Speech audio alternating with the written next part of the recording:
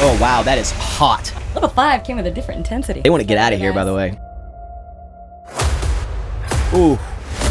Whew. Okay. The final countdown. I was like, maybe this is why people don't start candy companies, because it's very hard. Max, welcome to the show, and welcome everybody. Thanks for tuning in to Don't Sweat It, the show inside a sauna where the temperatures are going to feel like over 500 degrees Fahrenheit.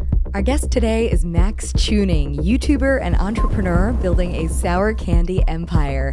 Max makes vlog-style content in the fitness space on YouTube. He started an apparel brand called Ever Forward, and most recently, his company Sour Strips has made millions of dollars in revenue, selling millions of bags of candy nationwide in major retailers like Target and Walmart. Get ready for our sweetest episode yet. I want to set the record for the most heat absorbed in this episode. Max just asked, he was like, what's the world record for this? And I'm like, we're about to find out. Let's do it. We haven't even started yet and it's already hot. So, Maxx Chewning, I have watched your content. In fact, Dylan calls you my fitness bro. Yeah? And love your dog, dude. Love what you do with Sour Strips Thank you. with Ever Forward. So let's first let the audience know a bit about you. Okay. You started in the fitness world. You're uploading videos about fitness. You ended up going into consumer packaged goods. Yes. And Ever Forward, which is your clothing company. And Sour Strips especially. There's so much that I want to get into on that. But before we get started, tell the audience a little bit about yourself.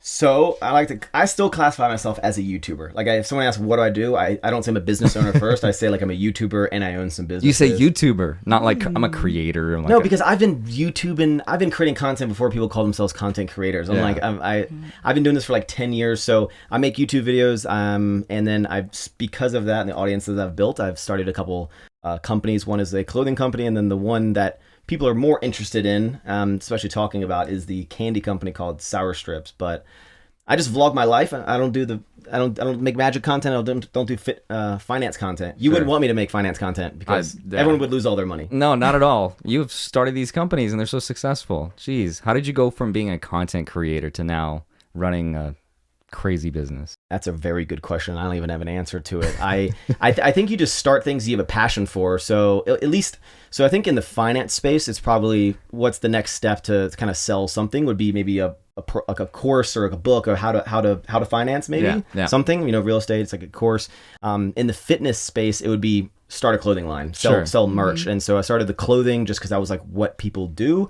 And that I've launched that in like 2014. It's been doing really well. And then the candy thing was just this. I got inspirational from a friend, my friend Christian Guzman, who started an energy drink company because he loved energy drinks. So I was kind of thinking like, what do I love? Candy. And then I was like, there's issues with the candy industry that I like dislike as a consumer. And I'm like, how can I improve on these problems? I've never eaten candy, and I'm like, there's something wrong with this industry. It's little thing. I like to consider myself. This is good. I consider myself specifically a sour candy connoisseur. Okay. Like in terms of analyzing how is the packaging, how is the experience, like what do I hate about when I eat it, like little things like that. Wow. Right. Yeah. I remember you saying at one point that every time you've walked into a gas station, you've gone through the candy aisle. So you just have such a deep understanding of what's out there, what the packaging is like, what the product is like, what the issues are. Well, that's kind of how I knew like I knew it would kind of take off originally because I walked on the candy aisle every one since I've been like 10,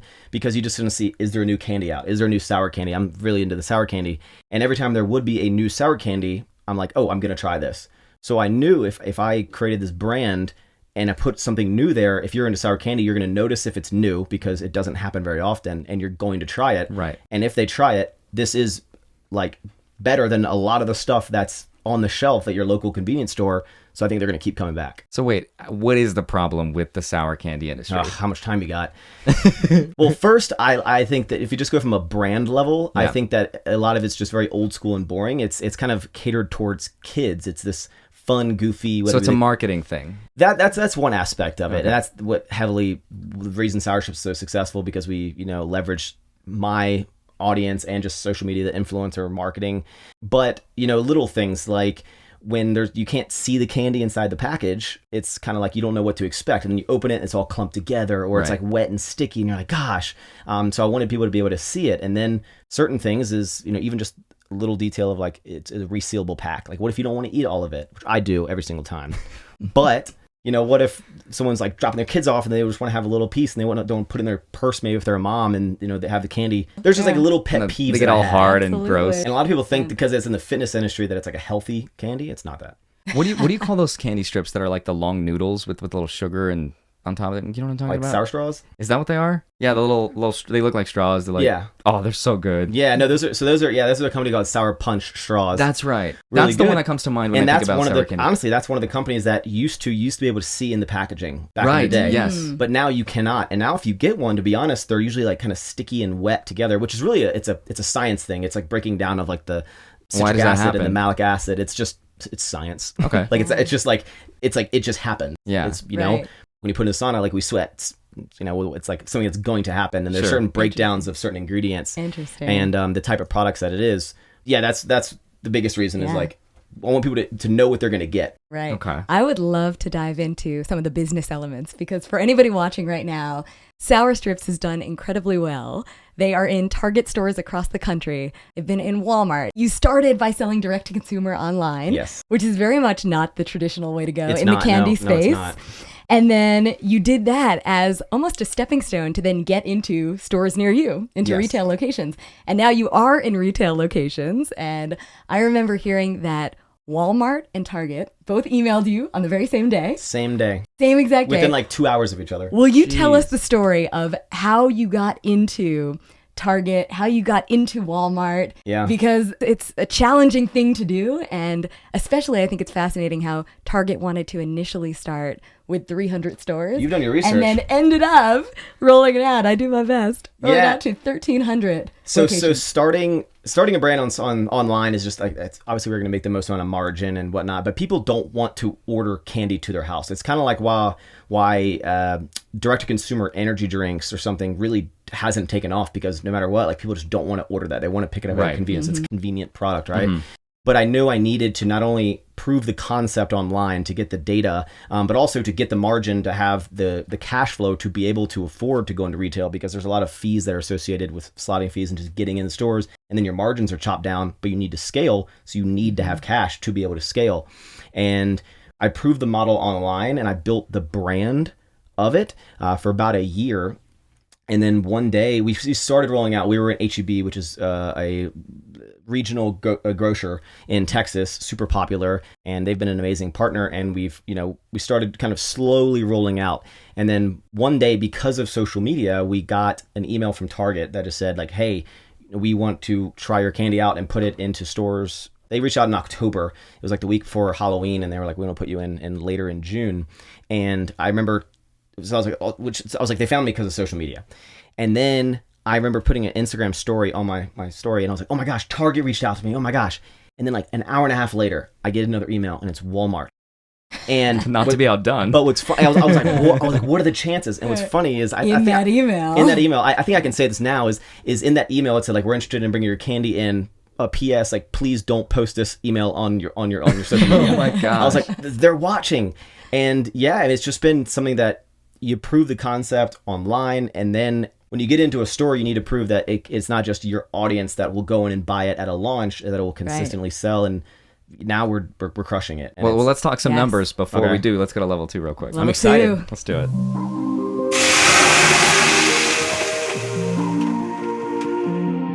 How are you feeling so far? Barely breaking a sweat. Look at that. It's true. You said you don't sweat. You're about to. Okay. There's only 2. We go up to 5, right? That's right. All right. It's going to get a little warmer. Yes. So, Max, how much money did it cost to start the company? Wow, that you can feel that. Oh, this burst is of heat. nothing. Oh, yeah. Okay. Up, Just moves right over. I started the company.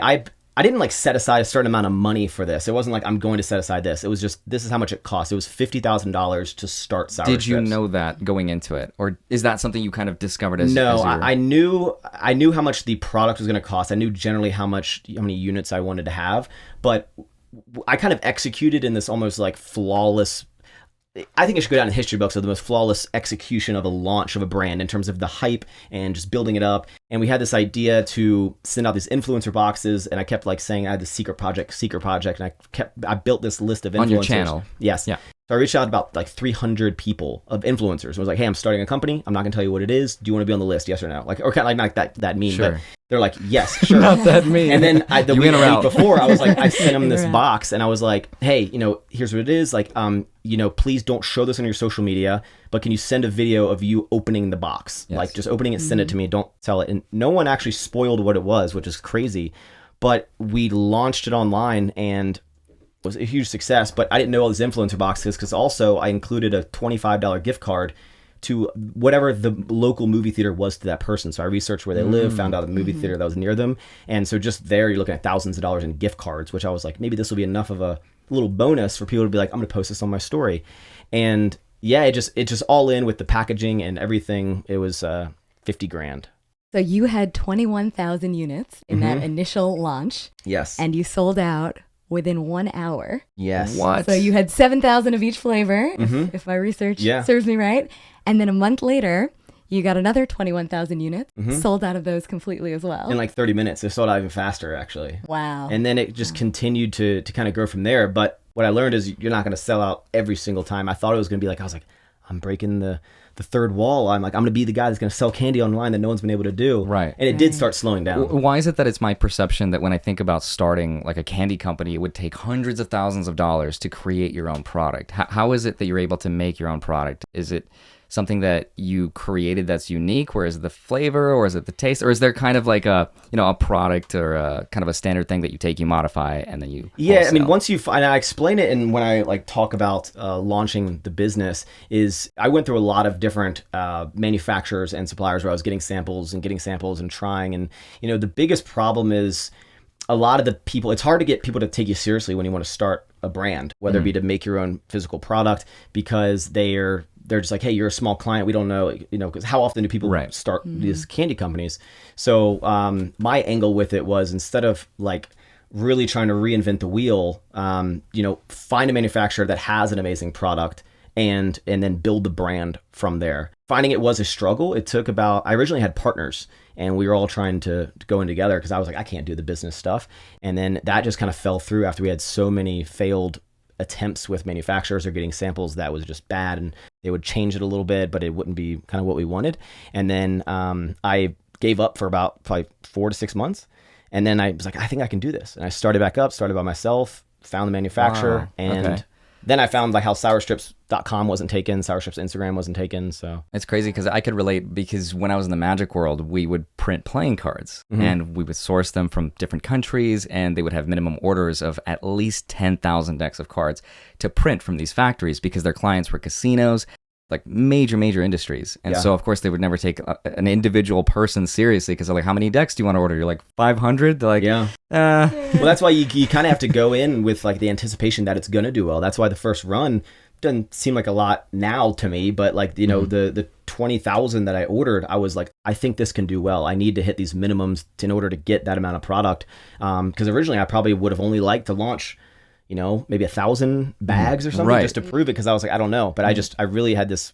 What was the minimum requirement for the order? For the co-packer that I was going through, I think they wouldn't touch anything less than like 10,000. 10,000. 10 or 15, I think. Yeah. And then I just broke it down of like, okay, well, I'm going to have like these 3 different flavors. I'm going to do them in, I think I did 3 packs at the time. So it came out to, X amount of orders. So I focused on how many orders I wanted to get rather than how many units I had. Are you able to talk about the unit price?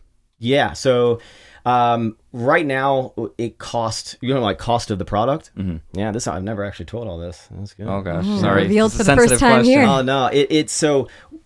It cost us around $1 to Per make bag, to make everything, including the packaging, including the packaging and everything.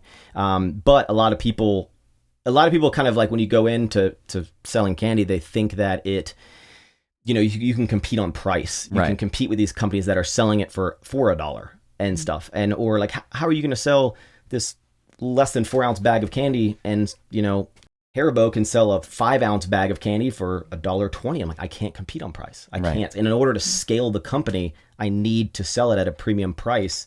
And I was like, I think people are willing to pay that to have a good product and a convenient packaging and to be able to get it at the store near them. I needed the capital to build the company to where it is today. What does it retail for? It retails on the lowest side, you're going to find it for $2.99. At the high side, it can be anywhere up to $4 to $5. I'd say the average is like $3.19 to $3.49. Well, that's exciting. I've heard you estimate that probably 60% of people now who are buying sour strips may not be fans of yours or know that you're the founder. No, and I think it's really interesting that you have that separation, because I think a lot of influencer brands, and I know I've heard you talk about this as well, they'll put the founder's name in the bio of the company. They'll have the founder's face and picture plastered all over the company stuff. So it's so intertwined. And I think you made a really conscious decision to make Sour Strips a standalone brand, a brand where people can enjoy the product, want to reorder the product, love the product, and not necessarily have a connection to you as correct. I think that's the goal for anyone. And something that I was actually kind of afraid of was, especially as we started growing, once I launched it, I was afraid that if I was to reach out, because we send like 100 new influencers a promo box, 100 new people every week. No kidding. Yeah, we send out probably. What is the cost on that? I don't even know. We send out about 10 to 20 new influencers per day for the past like 3 years. Jeez. And it's like, so new people from super small to super big. And there's been huge names, whether it be from like Lil Yachty to professional athletes to Jake Paul, David Dobrik, all these big influencers, Manny MUA, everyone. We've sent it to them. Everyone was anyone. And I was actually worried that I didn't get mine. I'll have to reach anyone out. is anyone. I'm no one. Andrew's so offended. I'm like, I don't have my sour Finance strip. rules isn't something I was Andrew into. likes sour but candy. I was worried that if influencers knew that it was an influencer-owned brand, they would be less open to promoting it. I agree. Because they would be like, oh, I'm Oh, my bad. Dude, he caught it. we got a nice catch. Look at those reflexes. Try to go back up. Wow, everybody, Max is a fitness YouTuber to and begin with, Spider-Man. and he just proved his athleticism right there. Yeah, so I was worried that, people would be like, it's an influencer brand. I'm not going to support someone else, but they're like, I see he's just trying to make money, right, or whatever. That off my name or something. Yeah, they would be less inclined to do it. I agree. I think that's exactly. And how I it think works. like people there's been, again, all these huge influencers. If they saw that an influencer owned it, that's why I didn't tie it to it. And I need it to not be tied to my name. I think you've done something that every creator wants to do, which is to scale a business that is not related to their influence on the social media space. And that's exactly what I've been trying to do for so long. And it's just so hard to do in finance, because when you think about a typical one, whether it's like a brokerage or like a Robinhood type of thing, it is so prohibitively expensive. And you need crazy licenses that cost probably hundreds of thousands of dollars. And just the risk of even like custodying assets is so difficult. So I think it's so cool to be able to scale a business and have something that's sustainable. Whereas if you stop posting, you'd be fine. Yeah. Which is so cool. I mean, it's different. And now I'm so deep in the business because it's grown so much that there's so much on the line and so much money tied up that it has to keep growing without just me, And, right. And now it's proven it. I see little kids and families and stuff having their cart at the grocery store, and I know they have no idea who I am. And I see all these influencers and professional athletes tagging, and I'm like, they have no idea who I am, which is like what I want. Right. That was the plan from day one. That was the plan. Right. And now, do companies, or I guess sour candy companies, would they ever go public? Would you ever grow it large enough to where I would never go public? Probably the number one question I get asked is like, would you sell it? And it's interesting. Like, no one's ever asked me that of my clothing thing. I think it's because it's this candy company. People are just like, would you sell it? Would you sell it? Would you sell it? If a company bought you, like, I get that asked. That's the number one question I get asked. And I'm not like building it to sell it. I'm the enjoyment I get out of Sour Strips right now isn't just like, honestly, the margin's like super, super small, because we have so much overhead. And so it's not really like this money-making machine. Top line it is, bottom line it's not. But what I love is just like the enjoyment I see people getting from having this candy is like little kids and stuff, and people just loving it and like putting their stories. It's cool to see, but also kind of like the excitement I get from, hey, I was this kid that went in and I would eat all these other brands' candy, and now, not in a cocky way, but like now we're like outselling these companies that have been around for generations because of something that I started. And it's cool. But I think I would be open to a company buying a big percentage of it to allow me to have their resources and distribution. And because right now my biggest struggle is not selling more sour strips, it's getting enough sour strips to sell, which is a very good problem to have.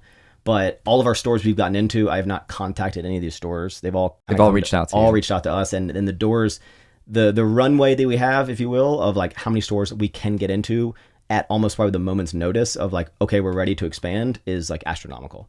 On that note, let's get a little spicier because I have some money questions. Let's do How it. much? You can ask whatever, man.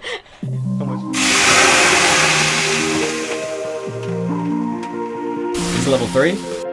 It's a spicy meatball in here. It is. Ooh, I'll just feel it. let it soak in. Oh, yeah. Feel it? I do. I feel it. It subsides after a little bit, like you get acclimated to it. Oh, sure. Wow, that's only 3. Okay. Max, what time is it? It's Squeegee time. Yes. Do they have anti-fogging glass? You need to swap this out. I thought about that. My answer to everything, whenever I'm like, why doesn't this exist? I'm like, if they can put people on the moon, supposedly, Right. I think like they should be able to make this, you know?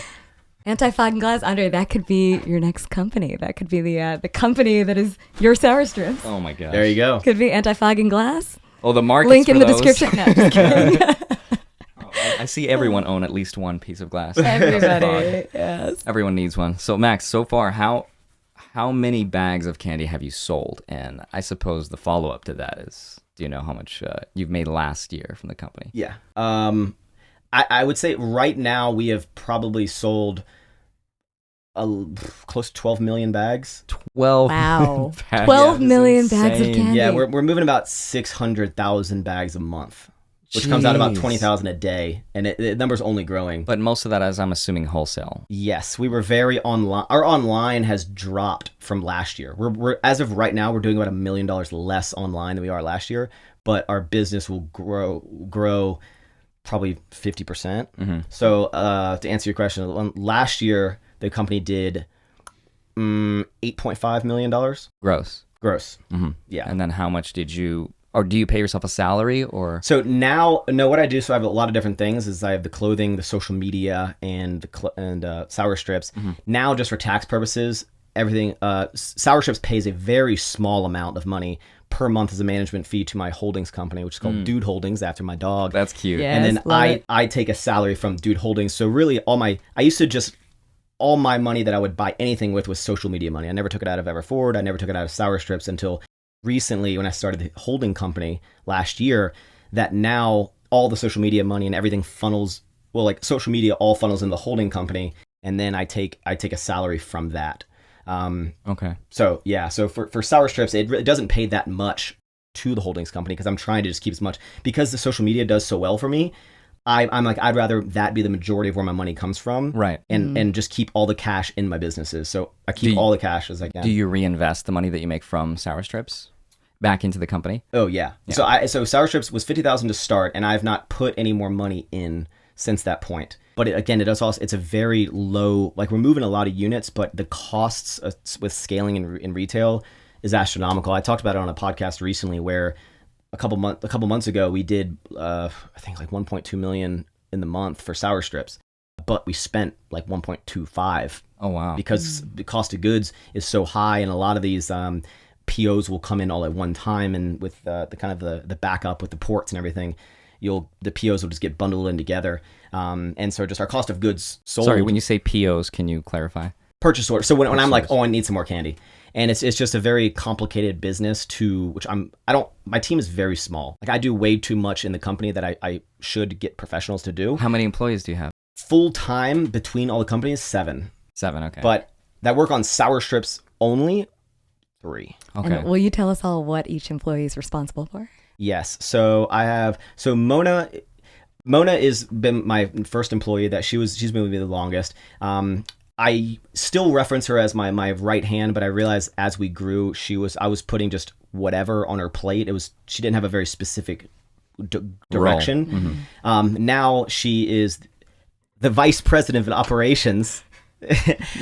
She handles everything administrative related to sour strips. So she's only sour strips and kind of like Dude Holdings, like warehouse. Sure. Bills need to get paid, and that's because that's what she wanted to do. She could have handled the clothing if she wanted to, but she chose, talking with the wholesalers and whatnot. We have her, and then I have 2 content creators, two videographer, photographer people that help either with the podcast or Sour Strips content. I have one girl who handles just 100% of the Sour Strips social media. That's all she does is Sour Strips. And then over at the distribution center, the warehouse for Sour Strips, we have the operations manager and then a couple warehouse managers that are just handling the day-to-day operations. But in terms of the finances of like budgeting, I do all of that. And for like the inventory, like how much of each flavor do we need? How much do we allocate? That's essentially me. I'm someone who makes the spreadsheet so I can know the numbers, but I'm like projecting of like, hey, okay, I think we should order this. I think we should order that. How much can I spend? How much should I spend? Are you hiring? Do you want to work for me? Yes. We'll post the link. Yeah, so you can apply. It's something that I should. It's a conversation that it's interesting because I do see the value in a lot of people that I could hire, but at this point, I'm thinking in my head, I'm like, if someone does not directly make the company more money because of their hire, it's not, I think, the best interest. Hard to justify. Yeah. But they're like, oh, the money it could be the cost savings of like maybe you can stretch your cash more because you're allocating inventory better. But it's something that I'm just kind of like stubborn on. Right. That I do more with Sour Strips than I should, for sure. So you have Sour Strips, you have Everforward, the clothing company, and then you have you as a personal brand. Correct. So as far as how you allocate your time and energy and resources, when you saw that Sour Strips was doing so well, did you think about reallocating your time or energy? Not really. It's as weird as it sounds. I almost like moonlight owning these companies, and my focus is social media. My focus is YouTube, creating content. Yeah, and because it's very lucrative. It is very lucrative. Well, speaking of lucrative, how lucrative? Okay. Okay. First. What's the CPM rate for the fitness industry? So, just for context, for the finance world, it could range for every 1,000 views, the CPM, between $20 to $40, depending on the video topic. I'm not in analytics enough. Like, I don't actually know that. Okay. I can just be like, here's how many views I get a month, and here's like the YouTube check. Sure. Well, that's fine. How many views a month do we get? Because I think my channel right now, not including my shorts, because shorts don't really pay, probably 3 to 4 million views a month. Okay. Yeah. And so what are you making on YouTube? Not sponsorships. Between 50 to 100K a month. Okay. From the ad revenue. So ad revenue for my YouTube channel, I used to get about 1.2 million views a month. Now it's a little lower. Sure. Everybody's views are lower. Yeah. So now I'd say I'm about 800,000 views a month. Sure. And from that, it's about 12,000 a month. Okay. From how often do you post? 2 times a week. And then I have the podcast channel, which that is now gaining about $4,000 a month. That's amazing. The podcast channel. You put ads in it? I've not yet. I've done one. You've done one? I've done one. The pre-roll? Yes, because honestly, a lot of people... So I'm someone I kind of charge probably more than a lot of people for ads in my space, at least for my views. And for the podcast, a lot of companies would be like, we'll pay you this. I'm like, no. They're like, well, you can do 3 promos at $2,000 a piece. I'm like, no, I'm not doing that because I don't want to put that many ads in to take this as the context, but like only make $6,000 for 3 ad breaks in the podcast. I'm like, I'd rather just talk about Sour Strips a little bit or something like that. Sure, I would rather promote my own thing. For now, it's like it either hit this kind of rate or like I'll just pass because I can promote my own companies, which is different. A lot of people who maybe don't have their own thing, they'll take maybe lower, but like it's not that I don't need it and it's not great money and I'm very fortunate to be able to get offered money like this.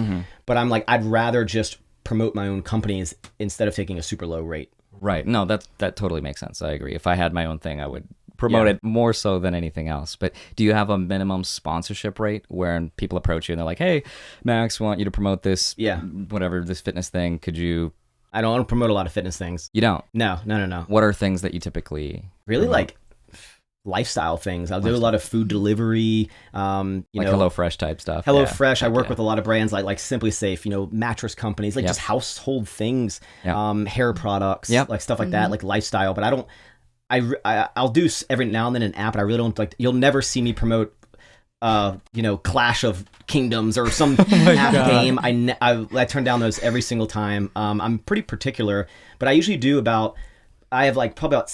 I make 8 videos a month on my YouTube channel, and probably about 6 of those are sponsored of like companies. I would say that's about my ratio as well. Yeah, maybe and 2 on for minimums. I wouldn't do a promo for less than $7,000. Yeah, so it's between 7 and probably 9. Is I'd say on the average 95% of the time when you see me promote something, it's like $8,000, $8,500 right there. That makes sense. Wow, that's amazing. And that's honestly what I've been making for a long time with those. So that's why like social media, it's such a lucrative thing for me, and that's so I don't need to pull money out of sour strips because the social media will do. Last year, I think it did like 900,000 across everything, across just like social media, because I work with brands where I get commission and stuff. And this year we'll probably do a little bit better than that, maybe break $1 million on that. And that's where a lot of that money is paying some of my employees who are working in the Dude Holdings. It doesn't really come from the companies. Like I'm paying them out of your own personal income. Of my like social media income. Yeah. And that's where I want my money. The payments I make are coming out of that, because I'm just trying to keep as much money in the business as possible. So is that a good strategy? I don't know. You know, I don't really know. Do you know your savings rate? What? Savings rate? Like how much of your, I guess, monthly paycheck you save typically towards investing? I have no idea. Okay. You want to get into the investing? I do. I want to. But that's more of a level 4 question. But I'm afraid of pouring it because I actually want to stay in here longer and ask you a ton more questions. We can. I'll go. I'm afraid if I pour level 4, we're gonna be out of here in like 5 minutes because it's getting hot. It is quite steamy in here. Let's stay on level 3 for a bit then. Let's cruise at level 3. No, ask away. Yeah. So what's like your go-to thing that you like to invest in? Making some money and you're like, I love buying this thing. What's your guilt? First, let's start with a guilty pleasure. More sour strips. More sour skills. Like, are you saying investing like stocks? No. First, let's talk about something that you just splurge on. You don't even just because you enjoy don't even care how much it costs. You just love it.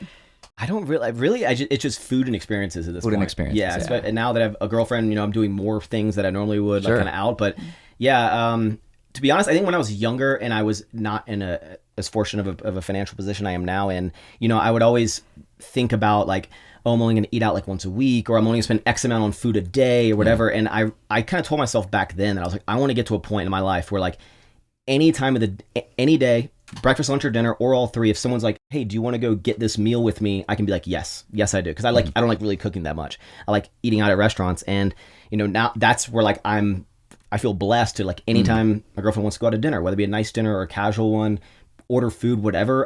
That's where I don't think about it. I don't think how much it costs. I don't care how much the bill is. Yep. And that's like something I take just as a blessing, to be honest. Yeah. Now that you've achieved all this success, you mentioned earlier there was a time period at the beginning of Sour Strips where you almost took a little break from it. I was contemplating if it would even work to launch it because I couldn't find a manufacturer, and I couldn't. And I was like, maybe this is why people don't start candy companies, because it's very hard. Mm-hmm. It's not like clothing company. You just start. You can find it. But it's like not only is it difficult to find a good manufacturer, it's also difficult to find a manufacturer that will take you serious and will actually be like, I want to invest time and not just like, sure, we'll make some stuff, like whatever, and like take you seriously. Right. Now I'm changing lives, the manufacturing plant that I'm at. Like I have calls with the owners of the manufacturing plant, like on a weekly basis. I'm on some high level shit with like, can I curse on this? With stuff. And so all my money is really kind of put back into the business at this point, because everything. And I'm thankful that I started Sour Strips and we continued to grow it. And I think the coolest thing, because it isn't the financial success of Sour Strips, it's I pull to my warehouse and there's 20 kids in there, part-time workers and stuff. Or I say they're part-time, but they're really every day. They're just hourly. And the fact that like I've been able to give jobs to so many people, I think is like the coolest thing. And it has this ripple effect of, hey, the bag manufacturer, the box manufacturer, like I'm like stimulating the economy with the Sour Strips thing. No, that's really cool. And I really, besides food, like I like Jeeps. I don't have any fancy cars. Okay. Have you ever bought anything to like reward yourself with? It's a fancy watch? Or... So this is an Omega. Okay. That's a nice watch. I did not buy this. I got this as a gift. I would never. This is like my favorite watch, but I would have never bought this. Yeah. The one thing that I've purchased. I built a big ass Jeep that is really, really sick. That was very expensive to build, but I have a passion project for Jeep. Okay. When I was a kid. There we go. The truth's coming out. He's like, well, okay, actually. That was like right when I was starting Sour Strips, and it's like done. It's paid off. It's built to, you can't, it's top of the line. You just off-road it. Yeah, well, I have an off-roader. Yeah, it looks like I can off-road, but that's like my biggest thing. But and also, let me read your mind on this. Are you thinking about a bracelet that you bought for $8,000? You really do. You did either research or you watched my videos. I bought on my 29th birthday, I bought a Cartier Juste en Clou, which is a nail bracelet. I bought that, which was, about $8,000. Wow. People think it's a silver bracelet, but it's actually white gold, and it's actually more expensive by like $800 than the gold one. But I bought that as I thought I really liked the way it looks, and it was the first thing that I ever purchased that really signified of like, hey, like you've done well for yourself. And every time I look at it, it's like I bought this and I love it, and it's like I worked hard to get this. Yeah. But that's all I really need. Like I have no desire to buy a Rolex, any Right. watch. I just don't care. Like I just love my nail bracelet. I love it. Sure. And then beyond the toys and the stuff that you get, what are you investing in right now? Well, Stocks, crypto, real estate. It's heating up in here. I have two portfolios.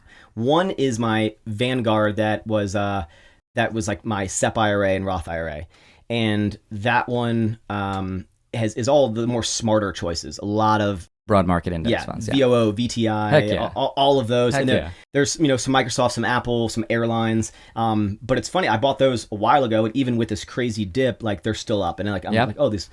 But then about a year and a half ago, I got into, let's say, the casual investor, and I opened a Robinhood. That's when I started watching your channel, Andrei. Yeah. Well, so I started investing back. Let's say the peak. I got in on I bought like AMC at like $2, and it spiked to 20, and I held on to it.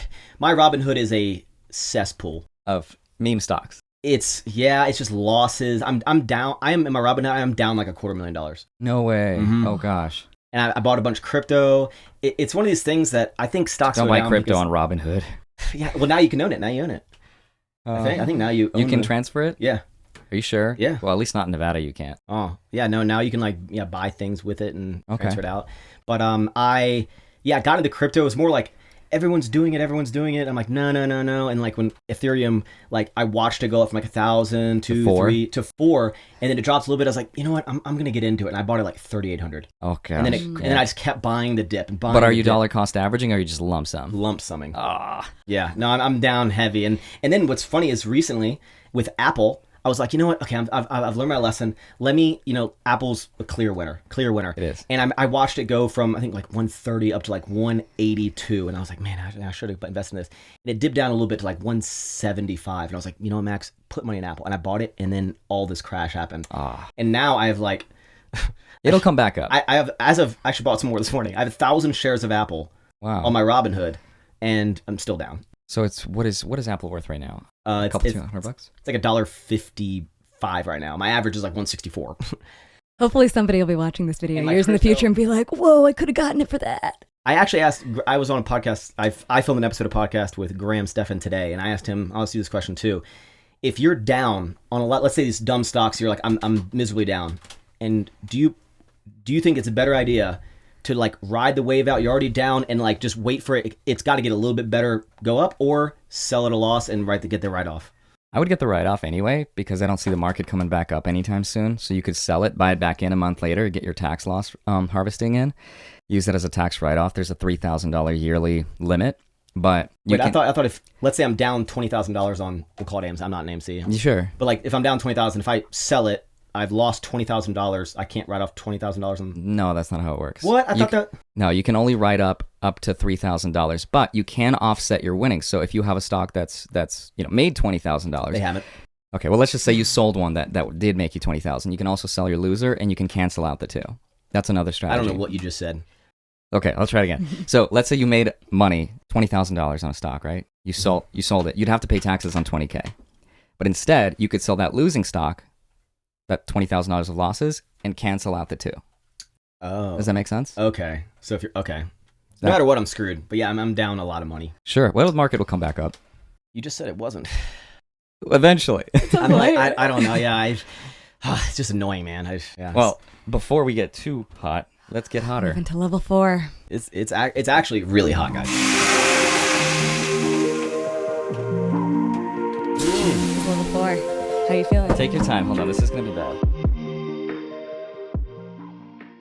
Stings the nostrils. Wow. Oh, blow on yourself. Go like, ooh, right? This is... Wow. I know. I haven't done that yet. Ooh. Oh. Yeah, this is... If COVID exists... Or not COVID. COVID's in this box right now. COVID was real. Ooh. Canceled, Max. I know. Oh my gosh. So tell me right now, what is your portfolio, across all of your portfolios, worth today? Right now, probably 800,000. That's awesome. That's great. But it's probably if I got back to zero losses over a mil. It would be over a mil on my Robinhood. Like my Vanguard's up. Yeah. Like it's up, which is like... What's in your Vanguard? all the safety ones. All the like, safe ones. Yeah, and then like again some airlines, but I got in like low. It's like, you know, it's like even like little things like Americans at like $10, like United's at like $19. It's like I bought really early, and like Vanguard and Microsoft, like I bought them at good times, and yeah, it's just all it's the safety ones that people said this is what you should do. Yep. Is up, and the ones that I'm like, I'm gonna make quick money. And at one point I was up like 160. Nobody grand. sold, yeah. Everybody stayed in. I stayed in. Everybody stayed in. Graham I had a friend stayed call in. me Everybody. an idiot for bag holding when AMC went from 2 to 17 down to like 8, and I was like, okay, fine, I sold. And then 3 months later, it went to like 70, and I was like, oh my god, like what woulda, coulda, shoulda, you know? What's your plan moving forward as far as investing, as far as the companies? What do you see your plan being? In my head, I just keep lowering my average, man. Dollar cost averaging. It's one of those things. I'm like, I think I'm gonna go broke trying to get rich. Well, here's a fun statistic. I'm sure you already knew this if you watch any of our videos, but if you invest for 20 years consecutively without selling, there's not been a single time throughout the stock market's history where you haven't made money. Yeah. So if you keep it for 20 years or longer, you will have more money than you started. Well, one with. day I'll be looking at my Apple and be like, wow, you've made $80,000 on Apple, and I'll be like, and you're still down because you're down 100,000 on Ethereum. No, it shouldn't. Oh, true. Yeah, that could happen. Not if you keep it. For crypto, it's actually 4 years. Okay. If you keep it for 4 years consecutively. Series at a time. Start the for clock. 4 years. That's when the halving happens. And right? come back here. Yeah. Well, let's do level 5 real quick, and then tell us what's going on in your life. Okay. This is the final stretch. The final countdown. Whoa. Oh, did you guys just feel that? Level 5 came with a different intensity. Oh my god. Yeah, is there a level 6? Oh, wow, that is hot. I'm baking over here. Oh, yeah, me too. Oh, it's hard to breathe. Yeah. Ooh, yeah. All right, Max. Tell us what's going on in your life. I am still laser focused on Laser. on content creation and building those businesses, but I still my days are so packed, but I'm still to the point where like I think I can deliver more content. Sometimes when I think I'm overwhelmed, I'm like, add more to my plate. I actually want to start a gaming channel and like make a clips and like Max Please plays. Do. Yeah, I have made the channel. It's called Maxx Chewning Gaming, but it has nothing on it. Andrei is dying now. But yeah, no, it's just keep growing everything, grow my team, become a better leader. That's the biggest thing I'm learning is just evolving. And yeah, hopefully a year from now, I'm still relevant on the internet enough. You will be. Max, thank you so much for coming on. You've been a trooper. They want to get out of here, by the way. I'm like sitting so close to this thing. I'm baking. Thank you guys for watching. Thank you for We'll see you guys in. next time. Thank you for tuning in. Thanks for tuning in. All right, Dylan, I'm about to die. Oh, me too. Wow, all this.